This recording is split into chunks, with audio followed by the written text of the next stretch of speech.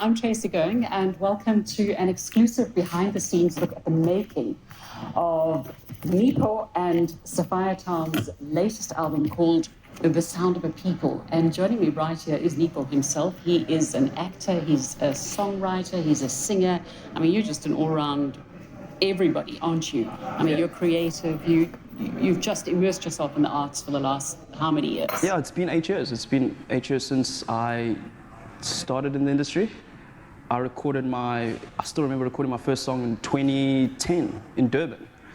And so it's been about a decade. And that's where it all started. You're from Pietermaritzburg, not exactly the musical hub of South Africa. You used to sing in the church. Yeah. Is that where a lot of the great musicians come from? True. The church that my parents went to was a very charismatic African church, like lots of singing, lots of dancing, the soul. Yeah. So Sundays felt like a workout for us, like every Sunday.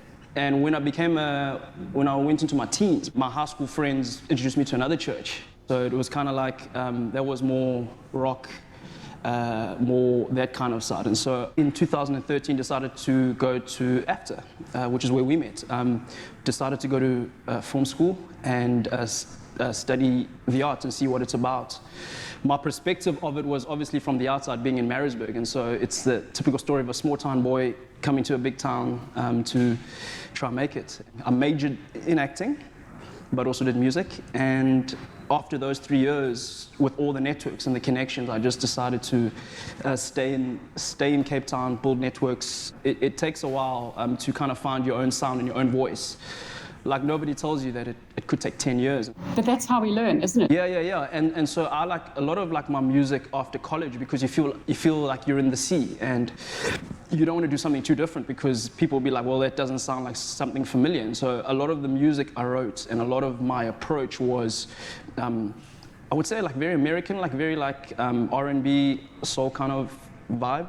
And then, of course, the heritage comes inevitably into our lives, and as we grow and develop. And Sophia Town, and you're talking about the influence of America on your own music. I mean, even Sophia Town, it was the gramophone, and it was American jazz that influenced it so much. Right, yeah. And listening to your music as well just took me back in time. Yeah. Just that sort of tinny sound. So you've gone back to some form of South African heritage. I mean, it was the ultimate hub, wasn't it? Yeah.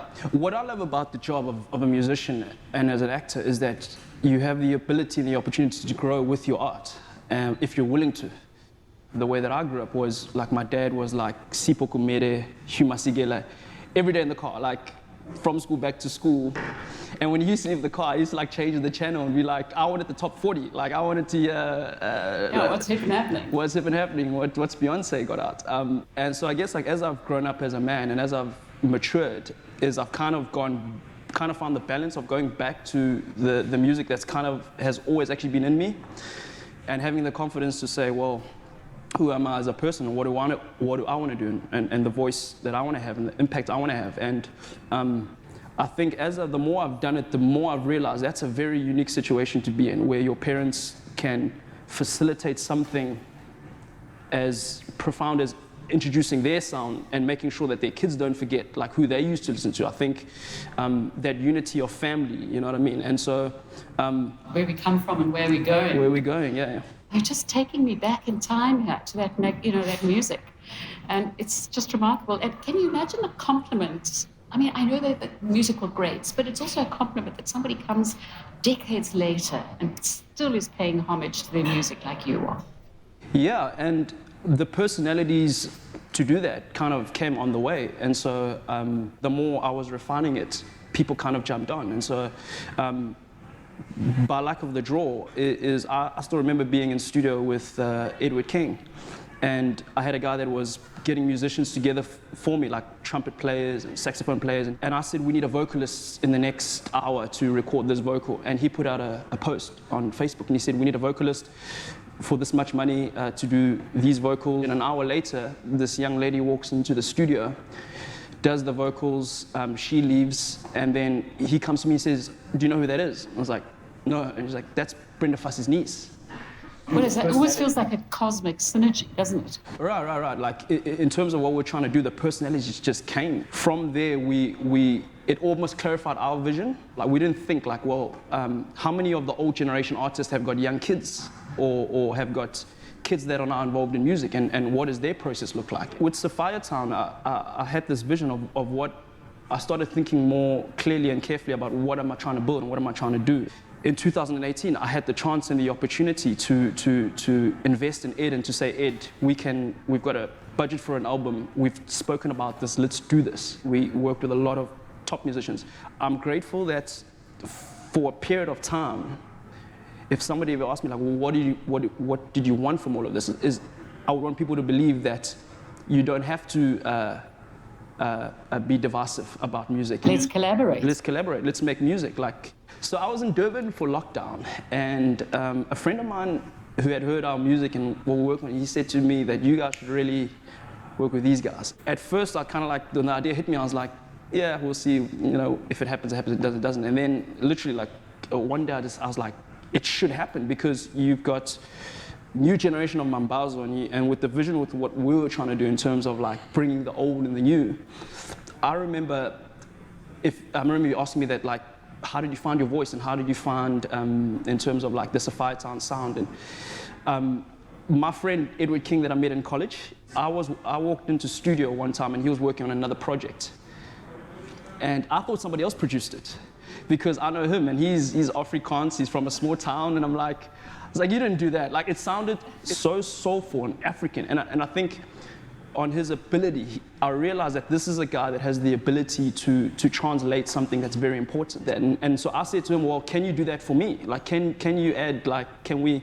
And we went on that journey. And as we went on that journey, it was great for him, because he kept on molding the sound and developing the sound, and it's been incredible. We're good friends, and I think he's been crucial in developing the sound, I think. And then, of course, the music resonated, and the music truly sort of brought you together, didn't it? And he said to me that, he really wanted to put love in the track, which was great, because it gives you, like, it's got a bit of a warm feeling to it, a lot of the music. I think that's what it's meant to be. I'm sitting here watching you, and I'm looking, and I'm remembering you as a student at Africa. Right. And I'm thinking, I'm sorry in advance, Tracy. I don't know what I did, but I'm sure I did something wrong. You're sitting here, and you're dressed all retro, and you're bringing the past into the music now, and I just love it. You're sort of bringing decades together.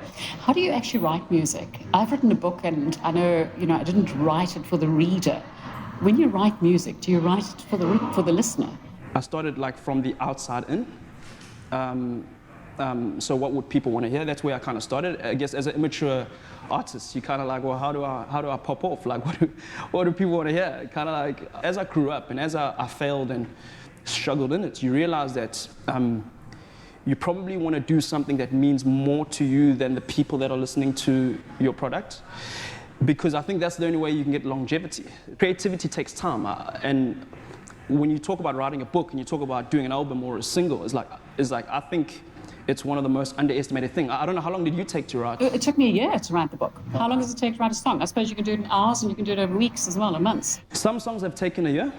The album's taken 3-4 years. And I think during lockdown, I think we've seen it has been devastating to the arts. And yet the irony is, of course, we've all sat at home with all this time that you're talking about, and we're all watching TV and we're listening to music. And yet artists are struggling to survive out there. Sometimes, like with the music we've made, I've always had in the back of my mind, we might not be able to make music this good all the time. Like, you want your music to be as relatable as possible. But that's actually the difficulty about it, because then you have to be honest, right? Like, because the more honest you are, the more relatable it is. And when you listen to the music, there's a lot of like joy. But what we've always tried to do with the lyrics and even with the latest stuff is that we've tried to, in our minds, think of the metaphors that mean something to us. And is that what you did on this? The Sound of a People? I mean, just that resonates beautifully as well. It is not all new music. Some of this we've heard before. Yes. So One Night is on the album. That was the single that really went big. One Night, I kind of said to Ed, like, let's do this thing. He started working on the track, developed the track, and it just became like this monster of a song. And it was so weird, like the way that like it spiraled for us. Like, Ed finished the song, and literally like 2 or 3 weeks later, my manager was like, your song is playing in the UK. Yeah, that's insane. I find that sort of mind-blowing that your music is actually more familiar and heard overseas than it has been here. I mean, it's been played all over the world. There was something sacred about what we were doing because it's like you get a phone call and it's like your song's on the UK top 40 and you beat like some of the biggest. I think we debuted at number 30 and there was no hype around it. Like nobody around us was like, there was no like models and bottles and parties. It was just like I looked at him, he looked at me, and we found this out. And we were like so hyped, but nobody else like knew because and nobody could understand or relate to it. What else have we got on here? What's Warm Skies was the Warm second Skies? single. And then what is your favorite song on this album? It's kind of like when I think about the album, I look at it almost like as an art gallery, and kind of like in the sense of, as you move through the songs for me, you see the thing about it is like, as the artist, you're thinking about the process behind it. So for me, I don't have a favorite song, but I appreciate every song for different reasons because bringing some of that generational thread into music. So you worked with Brenda Fassie's niece, but that's Yes. not the only. Gemma Fassie. Yeah. Yeah. So and her and ladies with Black Mambazo also come in somewhere here, don't they? Yes. And you're going out with a bang. I mean, the Hopefully. sound of a people. Hopefully, yeah, hopefully. And a very bold title. And I think different people are going to find different meanings from that. But what does it mean to be South African? It's got its challenges and it's got its difficulties. What is it like actually having your music heard? Because as artists, we put out content, and there's that sense of a great excitement, but there's also that enormous fear that your work is going to be rejected. So what is it like actually hearing your own music on the radio? Quite ironic, because it's a very South African sound, but we never really broke the sound in South Africa. So it kind of started in the UK, and then Europe, and then kind of like Australia. It's kind of like the long way around. So I've had a Bambalelo on repeat. I mean, I think it's the most beautiful song. And as I was listening to your voice as well, I was listening to your lyrics and how much effort has gone into them. Just talk us through that song a little bit. Yeah, well, it's not a romantic story in the sense of it's very ugly, kind of like leading up to that. So It sounded very sad. Credit to Ed, he challenged me. He said, we've got One Night, which is, a romantic love story with underlying. We've got Warm Skies, which is, feel-good song. I think his words were like, we need more from you. Like what are you feeling? And that was the first song myself and Ed wrote together. And it probably finds its voice in the bridge. Like, I'd actually felt like it. Like, I'd actually felt like a little bit lost and low. And I think you used the words loss and sorrow. Yeah. But it was just, it was profound. There was so much to it. Now, all this beautiful music, and you've decided to press stop. You've decided this is your last album. Yes. This is crazy. I mean, can you ever walk away from music? Well, I guess I'll find out now. Obviously a hard decision to make. And at the end of 2019, just released Bambalelo, which was like just a heavy song, like sad. And I think probably that's the song that most reflected what I was going through personally after doing all of this music. Like, I kind of felt like I had nothing left in the tank. I've always been inspired and motivated to make a difference more than a living. And luckily, I've never been in the situation where I've had to sleep on the road. And I've been in that position where I can make a difference. And I think with soccer and... Because that's what you're going into now. You're now going to be coaching soccer. Soccer coaching. I've loved the game. I've loved the game in the same way is that I really want to make a difference. And I think when that is like at the forefront of what you're doing, there's like an energy that comes with that. And you're going out with a bang. I mean, the sound of a people. Hopefully, yeah, hopefully. So let the music play on. Yeah. The Sound of a People by Nepo and Sophia Tom. It's available?